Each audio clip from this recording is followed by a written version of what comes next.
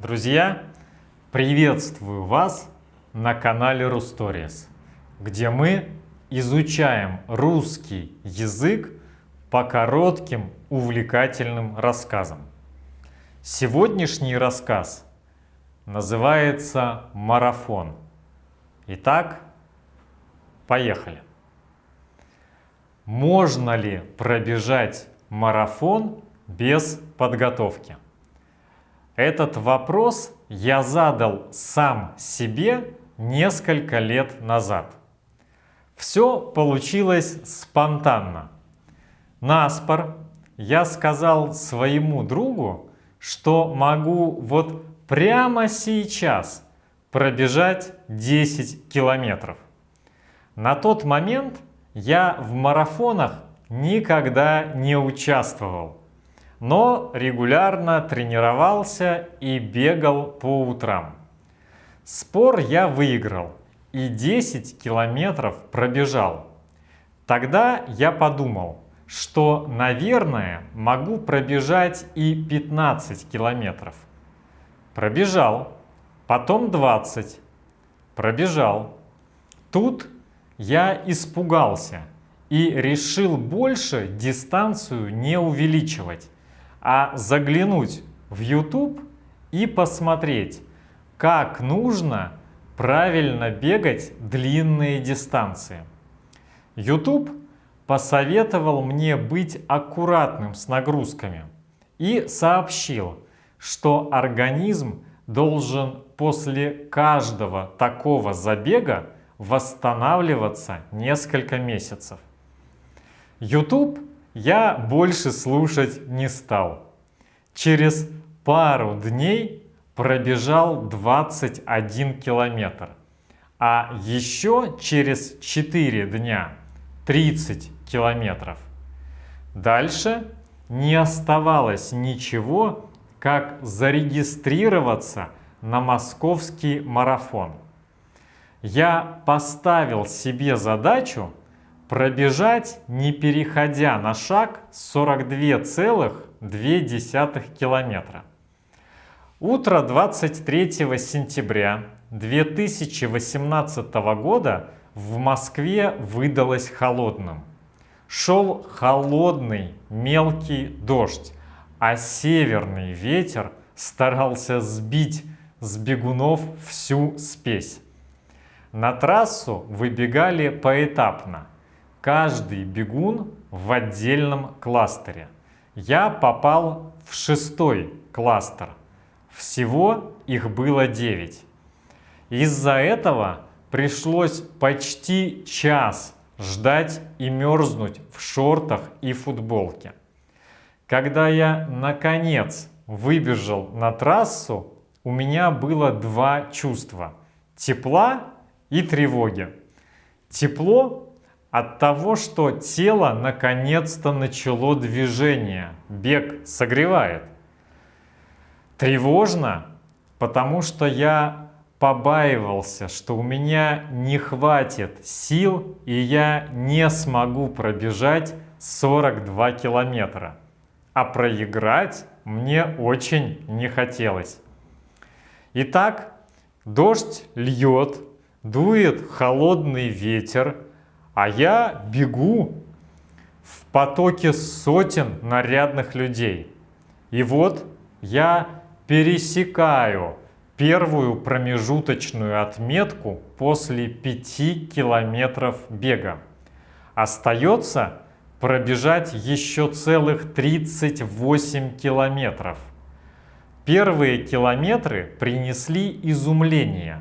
Я никак не мог понять, как это люди, заявившиеся на такую дистанцию и наверняка подготовленные, через пару километров переходят на шаг. Через час 45 минут я сам был удивлен своей скорости. Была пересечена отметка 21 километр. Мне так легко бежалось, что даже подумалось: нет ничего сложного в том, чтобы пробежать марафон. Это же совсем легко. Так продолжалось до отметки в 27 километров. Тут ситуация резко поменялась. Сил не было совсем, а бежать еще 15 километров. Бегуны говорят, что настоящий марафон начинается после 30-го километра. Примерно к этой отметке у спортсмена заканчивается запас энергии. Бежать становится очень трудно. У многих появляются боли в мышцах, хаос в мыслях и желание сойти с дистанции или хотя бы перейти на шаг. Кто-то начинает рыдать, кто-то сдается и сходит с дистанции, а некоторые получают травмы на всю оставшуюся жизнь.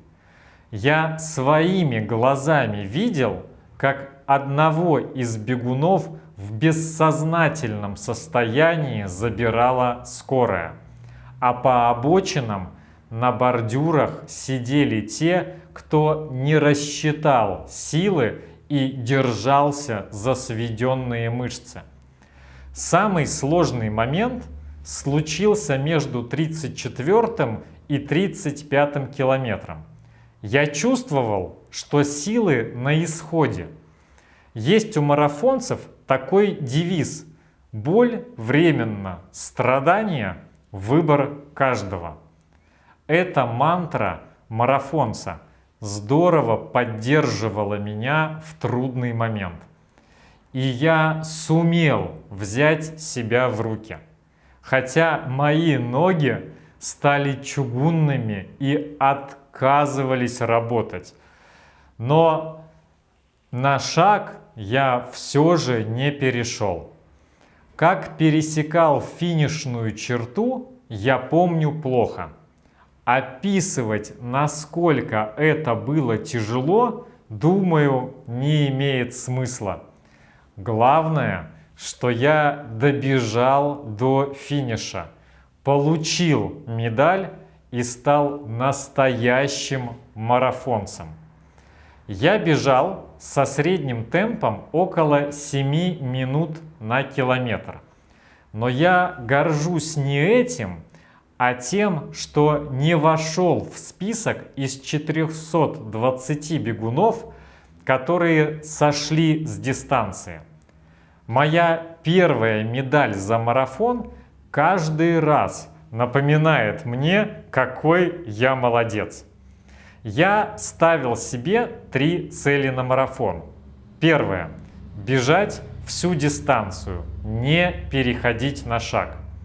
Второе – не сойти с дистанции. Третье – не получить травму. Все 3 задачи успешно выполнены. Верьте в себя. Когда есть цель, все достижимо. Друзья, вот такой оптимистичный рассказ. А у меня на этом все. Спасибо, что смотрели это видео. Подписывайтесь на канал, не пропускайте следующие выпуски. Огромной вам удачи и пока!